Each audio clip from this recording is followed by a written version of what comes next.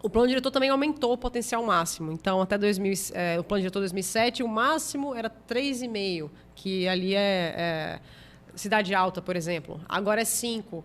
Então, aumentou um pouco o quanto você pode construir por terreno. E, como resultado, a gente entende que vai haver uma oferta maior de habitação na cidade de um modo geral. De todos os níveis, né? Porque como a cidade toda é adensável, eu não tenho só aquela área central onde eu posso construir mais do que o mínimo. Então, a ideia que a gente veja nos próximos anos é uma oferta maior de habitação em Natal, em todas as regiões e em todas as faixas de renda. Entendi. Então, essas foram as principais mudanças que você observou. Tem algumas mudanças. A altura do prédio, por exemplo, né? Passou de 90 que é o gabarito, metros, né? O gabarito para 140. Seria uma outra mudança. A gente finalmente definiu os critérios para ocupar a Ridinha. Em 2007 foi definido que a Ridinha é uma área de interesse turístico, mas até então não foi definida a regra de ocupação. Então, esse plano diretor traz isso como novidade, traz alguns outros pontos, como incentivo ao desenvolvimento imobiliário e ao retrofit, ou seja, a reforma de edifícios históricos na Cidade Alta e na Ribeira, e alguns outros pontos mais pontuais.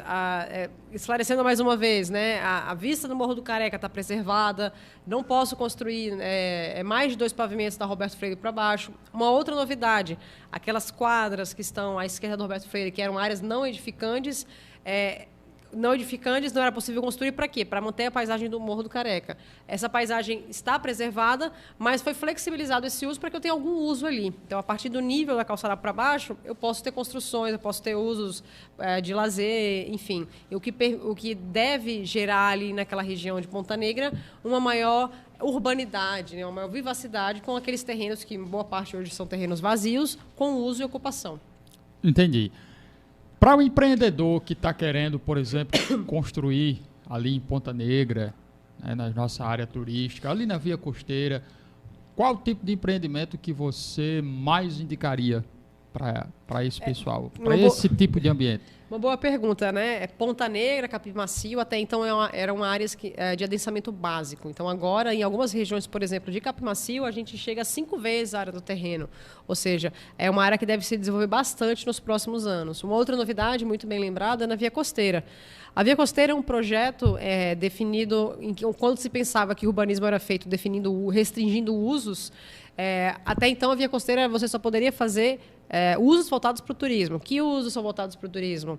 Hotéis, restaurantes, danceterias, como tem lá na lei. Só que a partir do momento que eu zoneio dessa forma, eu não tenho pessoas morando na Via Costeira. Eu tenho uma via vazia à noite, que dá medo de andar. Você acha que vai ser assaltado ou vai vir um alienígena e te puxar ali.